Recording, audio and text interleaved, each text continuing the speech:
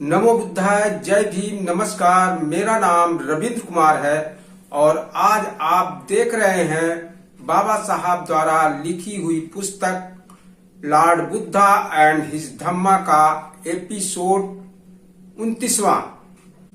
और इस पुस्तक का हिंदी में अनुवाद जो किया गया था डॉक्टर भदंत आनंद कौशल्यन द्वारा किया गया था और इसी का मैं आप सबको 29वां एपिसोड आपके सामने प्रस्तुत कर रहा हूं। और अब तक आप लोगों ने देखा कि भगवान बुद्ध ने बताया कि धर्म क्या है।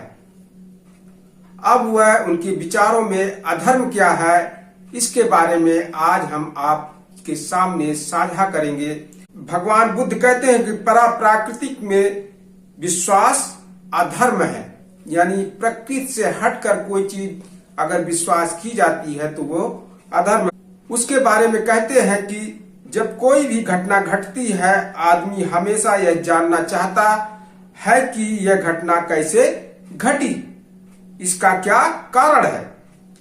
कभी कभी कारण और उससे फलित होने वाले कार्य एक दूसरे से इतने समीप होते हैं कि कार्य के कारण का पता लगाना कठिन नहीं होता, लेकिन कभी कभी कारण से कार्य इतना दूर होता है कि कार्य के कारण का पता लगाना कठिन हो जाता है। सरसरी दृष्टि में देखने से उस कार्य का कोई कारण प्रतीत ही नहीं होता। तब प्रश्न पैदा है कि अमुक घटना कैसे घटी। बड़ा सरल सीधा उत्तर है कि घटना किसी पराप्राकृतिक कारण से घटी, जिसे बहुधा करिश्मा या प्रातिहार भी कहा जाता है। बुद्ध के कुछ पूर्वजों ने इस प्रश्न के विविध उत्तर दिए हैं। पकुद कंचान यह मानता ही नहीं था कि हर कार्य का कारण होता है। उसका मत था कि घटनाएं बिना किसी कारण के ही घटती हैं। मखली गोसाल मानता था कि हर घटना का कारण होना चाहिए, लेकिन वह प्रचार करता था कि कारण आदमी की शक्ति से बाहर किसी प्रकृति, किसी अनिवार्य आवश्यकता, किसी अनुत्पन्न नियम अथवा किसी भाग में ही खोजना चाहिए। भगवान बुद्ध ने इस प्रकार के सिद्धांतों का खंडन किया। उनका कहना था कि इतना ही नहीं, हर घटना का कोई न कोई कारण होता है, बल्कि वह कारण या तो कोई न कोई मानवीय कारण होता है या प्राकृतिक होता है। काल यानी समय, प्रकृति, आवश्यकता आदि को किसी घटना का कारण मानने के खिलाफ उनका यही विरोध था। यदि काल यानी समय, प्रकृति, आवश्यकता आज ही किसी घटना के एकमात्र कारण है, तो हमारी अपनी स्थिति क्या रह जाती है। तो क्या आदमी काल, समय, प्रकृति, अकस्मातपन, ईश्वर, भाग्य, आवश्यकता आदि के हाथ की मात्र कठपुतली है? यदि आदमी स्वतंत्र नहीं है तो उसके अस्तित्व का ही क्या प्रयोजन। यदि आदमी पराप्राकृतिक में विश्वास रखता है तो उसकी बुद्धि का ही क्या प्रयोजन। यदि आदमी स्वतंत्र है तो हर घटना का या तो मानवीय कारण होना चाहिए या प्राकृतिक कारण। कोई घटना ऐसे ही हो नहीं सकती जिसका पराप्राकृतिक कारण हो। यह संभव है कि आदमी किसी घटना के वास्तविक कारण का पता न लगा सके, लेकिन यदि वह बुद्धिमान है तो किसी न किसी दिन पता लगा ही लेगा। पराप्राकृतिक बात का खंडन करने में भगवान बुद्ध के 3 उद्देश्य थे। उनका पहला हेतु यानी उद्देश्य था कि आदमी बुद्धिवादी बने। उनका दूसरा उद्देश्य था कि आदमी स्वतंत्रता पूर्वक सत्य की खोज कर सके। उनका तीसरा उद्देश्य था कि मिथ्या विश्वास के प्रधान कारण की जड़ काट दी जाए क्योंकि इसी के परिणाम स्वरूप आदमी की खोज करने की प्रवृत्ति की हत्या हो जाती है। यही बुद्ध धर्म का उद्देश्य योजना का सिद्धांत है। यह हेतुवाद यानी उद्देश्य योजना का सिद्धांत बुद्ध धर्म का मुख्य सिद्धांत है। वह बुद्धिवाद की शिक्षा देता है और बुद्ध धर्म यदि बुद्धिवादी भी नहीं तो फिर कुछ नहीं है। यही कारण है कि पराप्रकृति की पूजा अधर्म है। दूसरा, भगवान बुद्ध ईश्वर में विश्वास न करते थे। उन्होंने कहा ईश्वर में विश्वास अधर्म है। इस संसार को किसने पैदा किया, यह एक सामान्य प्रश्न है। इस दुनिया को ईश्वर ने बनाया, वह इस प्रश्न का वैसा ही सामान्य उत्तर है। ब्राह्मण योजना में इस सृष्टि रचयिता के कई नाम हैं। प्रजापति, ईश्वर, ब्रह्मा या महाब्रह्मा। यदि यह पूछा जाए कि यह ईश्वर कौन है और यह कैसे अस्तित्व में आया तो इन प्रश्नों का कोई उत्तर नहीं है। जो लोग ईश्वर में विश्वास रखते हैं वे उसे सर्वशक्तिमान, सर्वव्यापक या सर्व अंतर्यामी कहते हैं। ईश्वर में कुछ नैतिक गुण भी बताए जाते हैं। ईश्वर को शिव यानी भला कहा जाता है, ईश्वर को न्यायी कहा जाता है और ईश्वर को दयालु कहा जाता है। प्रश्न पैदा होता है कि क्या तथागत ने ईश्वर को सृष्टिकर्ता स्वीकार किया है? उत्तर है नहीं, उन्होंने स्वीकार नहीं किया। इसके अनेक कारण है कि तथागत बुद्ध ने ईश्वर के अस्तित्व के सिद्धांत को अस्वीकार कर दिया। किसी ने कभी ईश्वर को नहीं देखा, लोग खाली उसकी चर्चा करते हैं। ईश्वर अज्ञात है, अदृश्य है। कोई यह सिद्ध नहीं कर सकता कि इस संसार को ईश्वर ने बनाया है। संसार का विकास हुआ है, निर्माण नहीं हुआ। इसलिए ईश्वर में विश्वास करने से कौन सा लाभ हो सकता है? इससे कोई लाभ नहीं।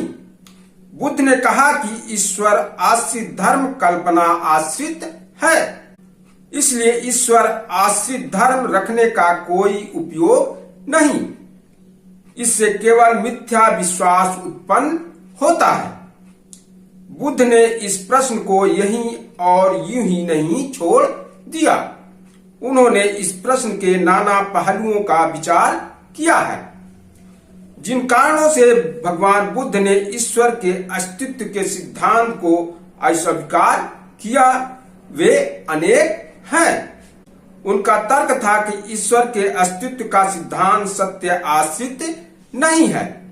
भगवान बुद्ध ने वासेट और भारद्वाज के साथ हुई अपनी बातचीत में इसे स्पष्ट कर दिया था। वासेट और भारद्वाज में एक विवाद उठ खड़ा हुआ था कि सच्चा मार्ग कौन सा है और झूठा मार्ग कौन सा है। उस समय महान भिक्षु संघ को साथ लिए भगवान बुद्ध कौशल जनपद में विहार कर रहे थे। वह मन साकत नाम के ब्राह्मण गांव में आज चिरवती नदी के तट पर एक बगीचे में ठहरे थे। बासेट और भारद्वाज दोनों मनसाकत नाम की बस्ती में ही रहते थे। जब उन्होंने यह सुना कि तथागत बुद्ध उनकी बस्ती में आए हैं तो वे उनके पास गए और दोनों ने भगवान बुद्ध से अपना अपना दृष्टिकोण निवेदन किया। भारद्वाज बोला, तरुप का दिखाया हुआ मार्ग सीधा मार्ग है, यह मुक्ति का सीधा पथ है। अगर जो इसका अनुसरण करता है उसे वह ले जाकर सीधा ब्रह्मा से मिला देता है। बासेट बोला, हे गौतम, बहुत से ब्राह्मण बहुत से मार्ग सुझाते हैं। अधर्व्य ब्राह्मण, तैत्तिरीय ब्राह्मण, कांछोक ब्राह्मण और भी बहुवर्गीय ब्राह्मण, ये सभी जो कोई उनके बताए पथ का अनुसरण करता है उन्हें ब्रह्मा से मिला देते हैं। जिस प्रकार किसी गांव या नगर के पास अनेक रास्ते होते हैं किंतु वे सभी आकर उसी गांव में पहुंचा देते हैं, उसी तरह ब्राह्मणों द्वारा दिखाए गए सभी पथ ब्रह्मा से जा मिलाते हैं। तथागत ने प्रश्न किया, तो 62 तुम्हारा क्या यह कहना है कि वे सभी मार्ग सही हैं? 62 बोला, श्रमण गौतम, हाँ मेरा यही कहना है। लेकिन 62 क्या तीनों वेदों के जानकार इन ब्राह्मणों में कोई एक भी ऐसा है जिसने ब्रह्मा का आमने सामने दर्शन किया हो? गौतम, नहीं। क्या तीनों वेदों के जानकार ब्राह्मणों के गुरुओं में कोई एक भी ऐसा है जिसने ब्रह्मा का आमने सामने दर्शन किया हो? गौतम, निश्चय से नहीं। तो किसी ने ब्रह्मा को नहीं देखा, किसी को ब्रह्मा का साक्षात्कार नहीं हुआ। 62 बोला, हाँ ऐसा ही है। तब तुम यह कैसे मानते हो कि ब्राह्मणों का कथन सत्य आश्रित है? 62 जैसे कोई अंधों की कतार हो, न आगे चलने वाला अंधा देख सकता हो, न बीच में चलने वाला अंधा देख सकता हो और न पीछे चलने वाला अंधा देख सकता हो। इसी तरह 62 मुझे लगता है कि ब्राह्मणों का कथन केवल अंधा कथन है, न आगे आगे चलने वाला देखता है, न बीच के चलने वाला देखता है और न पीछे चलने वाला देखता है। इन ब्राह्मणों की बातचीत केवल उपहासास्पद है, शब्द मात्र जिसमें कुछ भी सार नहीं है। 62 क्या यह ठीक ऐसा ही नहीं है जैसी किसी आदमी का किसी स्त्री से प्रेम हो जिसे उसने कभी देखा ना हो? 62 बोला, हाँ यह तो ऐसा ही है। 62 अब तुम बताओ यह कैसा होगा जब लोग उस आदमी से पूछेंगे कि मित्र, तुम जिस सारे प्रदेश की सुंदरतम स्त्री से इतना प्रेम करने की बात कहते हो वह कौन है? वह क्षत्रिय जात से है, ब्राह्मण जात से है, वैश्य जात से है अथवा शूद्र जात से है? महाब्रह्मा दृष्टि के तथागतित रचयिता की चर्चा करते हुए तथागत बुद्ध ने भारद्वाज और 62 को कहा, मित्रों, जिस प्राणी ने पहले जन्म लिया था वह अपने बारे में सोचने लगा, मैं ब्रह्मा हूं, महाब्रह्मा हूं, विजेता हूं, अविजित हूं, सर्वद्रष्टा हूं, सर्वाधिकारी हूं, मालिक हूं, निर्माता हूं, रचयिता हूं, मुख्य हूं, व्यवस्थापक हूं, आप ही अपना स्वामी हूं, जो है तथा जो भविष्य में पैदा होने वाले हैं उन सब का पिता हूं। मुझसे ही ये सब प्राणी उत्पन्न होते हैं। तो इसका मतलब यह हुआ ना कि जो अब हैं और जो भविष्य में उत्पन्न होने वाले हैं ब्रह्मा सबका पिता है। तुम्हारा कहना है कि यह जो पूज्य विजेता अविजित जो है तथा जो होंगे उन सब का पिता जिससे हम सब की उत्पत्ति हुई है, ऐसा जो यह ब्रह्मा है यह अस्थाई है, सतत रहने वाला है, नित्य है, अपरिवर्तनशील है और वह अनंत काल तक ऐसा ही रहेगा।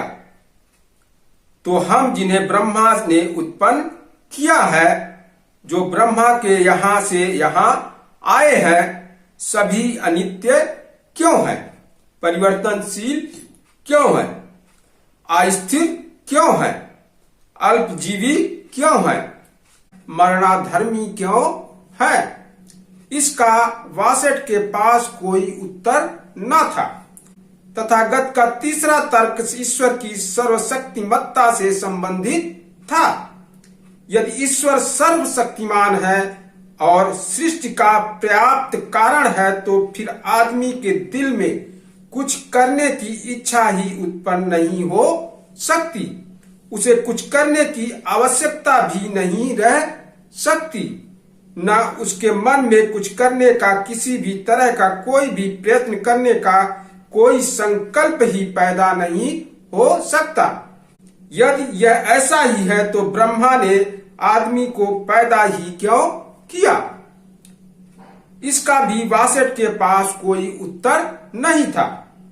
तथागत का चौथा तर्क था, यदि ईश्वर शिव है, कल्याण स्वरूप है, तो आदमी हत्यारे, चोर, व्याभिचारे, झूठे, चुगलखोर, बकवादी, लोभी, द्वेषी, कुमार्गी क्यों हो जाते हैं। क्या किसी अच्छे भले शिव स्वरूप ईश्वर के रहते यह संभव है। तथागत का पांचवा तर्क ईश्वर के सर्वज्ञ, त्यागी और दयालु होने से संबंधित था। यदि कोई ऐसा महान सृष्टिकर्ता है जो न्यायी भी है और दयालु भी है, तो संसार में इतना अन्याय क्यों हो रहा है। भगवान बुद्ध का प्रश्न था। उन्होंने कहा, जिसके पास भी आंख है वह इस दर्दनाक हालत को देख सकता है। ब्रह्मा अपनी रचना को सुधारता क्यों नहीं है। यदि उसकी शक्ति इतनी असीम है कि उसे कोई रोकने वाला नहीं, तो उसके हाथ ही क्यों ऐसे है कि शायद ही कभी किसी का कल्याण करते हो। उसकी सारी की सारी सृष्टि दुख क्यों भोग रही है। यह सभी को सुखी क्यों नहीं रखता। चारों ओर ठगी, झूठ और अज्ञान क्यों फैला हुआ है। सत्य पर झूठ क्यों बाजी मार ले जाता है। सत्य और न्याय क्यों पराजित हो जाते हैं। तथागत बुद्ध कहते हैं कि मैं तुम्हारे ब्रह्मा को परम अन्यायी मानता हूँ, जिसने केवल अन्याय को आश्रय देने के लिए ही इस जगत की रचना की है। यदि सभी प्राणियों में कोई ऐसा सर्वशक्तिमान ईश्वर व्याप्त है, तो जो उन्हें सुखी अथवा दुखी बनाता है और जो उनसे पाप पुण्य कराता है, तो ऐसा ईश्वर भी पाप से संता है। या तो आदमी ईश्वर की आज्ञा में नहीं है, या ईश्वर न्यायी है और नेक नहीं, अथवा ईश्वर अंधा है। ईश्वर के अस्तित्व के सिद्धांत के विरुद्ध उनका अगला तर्क यह था कि ईश्वर की चर्चा से कोई प्रयोजन सिद्ध नहीं होता। भगवान बुद्ध के अनुसार धर्म की धुरी ईश्वर और आदमी का संबंध नहीं है, बल्कि आदमी आदमी का संबंध है। धर्म का प्रयोजन यही है कि वह आदमी को शिक्षा दे कि वह दूसरे आदमियों के साथ कैसा व्यवहार करे, ताकि सभी आदमी प्रसन्न रह सके। एक और भी कारण था जिसकी वजह से तथागत ईश्वर के अस्तित्व के सिद्धांत के इतने खिलाफ थे। वह धार्मिक रस्मों और व्यर्थ के धार्मिक क्रियाकलापों के विरोधी थे। उनके विरोध का कारण यही था कि सब मिथ्या विश्वास के घर हैं और मिथ्या विश्वास सम्यक दृष्टि का शत्रु है। उस सम्यक दृष्टि का जो तथागत के आर्य अष्टांगिक मार्ग का सबसे महत्वपूर्ण पक्ष है। तथागत बुद्ध की दृष्टि में ईश्वर विश्वास बड़ी ही खतरनाक बात थी, क्योंकि ईश्वर विश्वास ही प्रार्थना और पूजा की सामर्थ्य में विश्वास का उत्पाद है। और प्रार्थना कराने की जरूरत ने ही पादरी पुरोहित को जन्म दिया, और पुरोहित ही यह शरारती दिमाग था जिसने इतने अंधविश्वास को जन्म दिया और सम्यक दृष्टि के मार्ग को अवरुद्ध कर दिया। ईश्वर के अस्तित्व के विरुद्ध दिए गए इन तर्कों में से कुछ व्यवहारिक थे, कुछ मात्र सैद्धांतिक थे। तथागत जानते थे कि ये ईश्वर के अस्तित्व के विश्वास के लिए एकदम मारक तर्क नहीं है, लेकिन इसका यह मतलब नहीं कि तथागत ने मारक तर्क दिया ही नहीं। एक तर्क उन्होंने दिया कि निश्चयात्मक रूप से ईश्वर विश्वास के लिए प्राण घातक है। यह उनके प्रतीत्य समुत्पाद के सिद्धांत के अंतर्गत आता है। इस सिद्धांत के अनुसार ईश्वर का अस्तित्व है या नहीं, यह मुख्य प्रश्न ही नहीं है।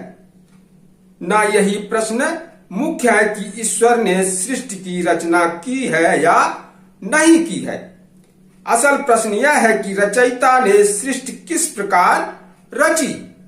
यदि हम इस प्रश्न का ठीक ठीक उत्तर दे सके कि संसार की रचना कैसे हुई, तो उसमें से ईश्वर के अस्तित्व के सिद्धांत का कुछ औचित्य सिद्ध हो सकता है। महत्वपूर्ण प्रश्न यह है कि क्या ईश्वर ने सृष्टि भाव किसी पदार्थ में से उत्पन्न की अथवा अभाव यानी शून्य में से की। यह तो विश्वास करना असंभव है कि कुछ नहीं में से कुछ की रचना हो गई। यदि ईश्वर ने सृष्टि की रचना कुछ में से की है, तो वह कुछ जिसमें से नया कुछ उत्पन्न किया है, ईश्वर के किसी भी अन्य चीज के उत्पन्न करने के पहले से चला आया है। इसीलिए ईश्वर उस कुछ का रचयिता नहीं स्वीकार किया जा सकता जो कुछ उसके भी अस्तित्व के पहले से चला आ रहा है। यदि ईश्वर के किसी भी चीज की रचना करने से पहले ही किसी ने कुछ में से उस चीज की रचना कर दी है जिससे ईश्वर ने सृष्टि की रचना की है, तो ईश्वर सृष्टि का आदि कारण नहीं कहला सकता। भगवान बुद्ध का यह आखिरी तर्क ऐसा था कि जो ईश्वर विश्वास के लिए सर्वथा मारक था, जिसका कुछ जवाब नहीं था। मूल स्थापना ही असत्य होने से ईश्वर की सृष्टि का रचयिता मानना अधर्म है। यह केवल झूठ के विश्वास करना है।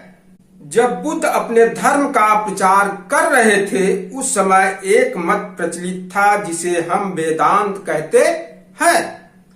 इस धर्म के सिद्धांत थोड़े से और सरल है।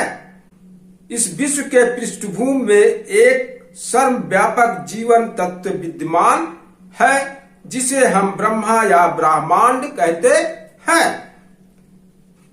यह ब्रह्मा एक वास्तविकता है। आत्मा और ब्रह्मा में कोई अंतर नहीं, दोनों एक ही है।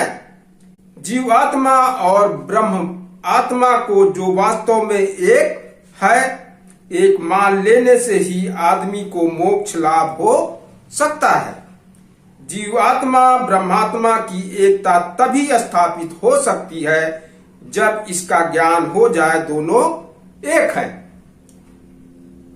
और जीवात्मा ब्रह्मात्मा की एकता का बोध प्राप्त करने के लिए संसार का त्याग आवश्यक है। यही सिद्धांत वेदांत कहलाते हैं। बुद्ध के मन में इस सिद्धांत के लिए कोई आदर न था। उनको लगता था कि इसका आधार ही मिथ्या है, इसकी कुछ उपयोगिता नहीं है और इसीलिए वह अपनाने योग्य नहीं है। इसे भगवान बुद्ध ने वासेट और भारद्वाज नामक दो ब्राह्मण तरुणों के साथ हुई बातचीत में स्पष्ट किया। भगवान बुद्ध का कहना है कि किसी बात को भी सत्य स्वीकार करने के लिए उसका कोई न कोई प्रमाण होना चाहिए। प्रमाण दो तरह के होते हैं, प्रत्यक्ष और अनुमान। भगवान बुद्ध का सीधा प्रश्न था, क्या किसी को भी ब्रह्मा का प्रत्यक्ष हुआ है? क्या तुमने ब्रह्मा को देखा है? क्या तुमने ब्रह्मा से बातचीत की है? क्या तुमने ब्रह्मा को सूंघा है? बासेट का उत्तर था नहीं। ब्रह्मा के अस्तित्व का दूसरा अनुमान प्रमाण भी असंतोषजनक है। भगवान बुद्ध का प्रश्न था, हम किस चीज के होने से ब्रह्मा के होने का अनुमान लगाते हैं? इसका कोई भी उत्तर न था। कुछ लोगों का कहना है कि अदृश्य वस्तु का भी अस्तित्व हो सकता है, इसलिए वे कहते हैं अदृश्य होने पर भी ब्रह्मा का अस्तित्व है। यह कथन तो एकदम नंगा कथन है और एक असभ्य स्थापना लिए हुए है। लेकिन तर्क के लिए यह मान लेते हैं कि अदृश्य होने पर भी किसी वस्तु का अस्तित्व हो सकता है। लोग कहते हैं कि इसका सबसे अच्छा उदाहरण बिजली है। यह अदृश्य है लेकिन तब भी इसका अस्तित्व है। यह तर्क पर्याप्त नहीं है। किसी अदृश्य वस्तु को किसी दूसरे दृश्य रूप में अपने आप को प्रकट करना चाहिए, तभी हम उसकी वास्तविकता स्वीकार कर सकते हैं। लेकिन यदि कोई अदृश्य वस्तु किसी भी दूसरे दृश्य रूप में अपने को प्रकट नहीं करती तो हम उसकी वास्तविकता स्वीकार नहीं कर सकते। हम अदृश्य होने पर भी बिजली की वास्तविकता उससे उत्पन्न होने वाले परिणामों को देखकर स्वीकार कर सकते हैं। बिजली से प्रकाश पैदा होता है। प्रकाश के होने से हम अदृश्य होने पर भी बिजली की वास्तविकता का स्वीकार करते हैं। वह कौन सा दृश्य चीज है जिसे यह अदृश्य ब्रह्मा उत्पन्न करता है? उत्तर है कुछ नहीं। एक दूसरा उदाहरण दिया जा सकता है। कानून में भी यह सामान्य बात है कि किसी एक बात को, किसी एक स्थापना को मान लिया जाता है, उसे सिद्ध नहीं किया जाता। वह केवल एक कानूनी कल्पना होती है। इस तरह की कानूनी कल्पना को हम सभी स्वीकार करते हैं। लेकिन इस तरह की कानूनी कल्पना क्यों स्वीकार की जाती है? इसका कारण यह है कि कानूनी कल्पना इसलिए स्वीकार की जाती है कि न्याय संगत तथा उपयोगी परिणाम निकलता है। ब्रह्मा को भी एक कल्पना मान लेते हैं, किंतु इससे कौन सा उपयोगी परिणाम निकलता है? वासेट और भारद्वाज के पास कोई उत्तर न था। उनके दिमाग में अच्छी तरह कील ठोकने के लिए उन्होंने वासेट को संबोधित करके उससे पूछा, क्या तुम्हें ब्रह्मा को देखा है? क्या तीनों वेदों के जानकार ब्राह्मणों में कोई एक ऐसा भी है जिसने ब्रह्मा को आमने सामने देखा है? गौतम निश्चय से नहीं। बासेट से पूछते हैं, भगवान बुद्ध, क्या इन तीनों वेदों के जानकार ब्राह्मणों के आचार्यों में से कोई भी जिसने ब्रह्मा को आमने सामने देखा है? तो बासेट ने गौतम से कहा, हे गौतम, निश्चय से नहीं। बासेट से प्रश्न पूछते हैं, गौतम बुद्ध, क्या इन ब्राह्मणों की पहली की 7 पीढ़ियों में से कोई एक भी ब्राह्मण जिसने ब्रह्मा को आमने सामने देखा हो? वासेट गौतम से कहता है, निश्चय से नहीं। अच्छा, तो वासेट, क्या ब्राह्मणों के पुराने ऋषियों ने भी कभी कहा है कि हम ब्रह्मा को जानते हैं, हमने ब्रह्मा को देखा है, हम जानते हैं कि वह कहाँ है और किधर है? बासेट ने कहा, हे गौतम, नहीं। तथागत ने उन दोनों ब्राह्मण तरुणों से प्रश्न पूछना जारी रखा। तो बासेट, अब तुम्हें कैसा लगता है? यदि ऐसा ही है तो क्या तुम्हें यह नहीं लगता कि ब्रह्मा सायुज्य की ब्राह्मणों की यह सारी बातचीत ही मूर्खतापूर्ण बातचीत है? गौतम बुद्ध बासेट से कहते हैं कि जैसे कोई अंधों की कतार हो, न आगे आगे चलने वाला अंधा देख सकता हो, न बीच चलने वाला अंधा देख सकता हो, न पीछे चलने वाला अंधा देख सकता हो। इसी तरह बासेट मुझे लगता है कि ब्राह्मणों का कथन केवल अंधा कथन है। न आगे चलने वाला देखता है, न बीच में चलने वाला देखता है, और न पीछे चलने वाला देखता है। इन ब्राह्मणों की बातचीत केवल उपहास्यास्पद है, शब्द मात्र जिनमें कुछ भी सार नहीं। गौतम बुद्ध बासेट से कहते हैं, हे बासेट, क्या ठीक ऐसा ही नहीं जैसे किसी आदमी का किसी स्त्री से प्रेम हो गया हो जिसे उसने कभी देखा ना हो? बासेट बोला, हाँ, यह ऐसा ही है। हे बासेट, अब तुम बताओ कि यह कैसा होगा जब लोग उस आदमी से पूछेंगे कि मित्र, तुम सारे प्रदेश की जिस सुंदरतम स्त्री से इतना प्रेम करने की बात करते हो वह कौन है? वह क्षत्रिय जात से है, ब्राह्मण जात से है, वैश्य जात से है अथवा शूद्र जात से है। लेकिन जब उससे पूछा जाएगा उसका उत्तर होगा नहीं। और जब लोग उससे पूछेंगे कि हे मित्र, तुम सारे देश की जिस सुंदरतम स्त्री से इतना प्रेम करने की बातें करते हो उसका नाम क्या है, उसका गोत्र क्या है? वह लंबे कद की है, छोटे कद की है, मझले कद की है? क्या वह काले रंग की है, क्या भूरे रंग की है, या गेहूं रंग की है?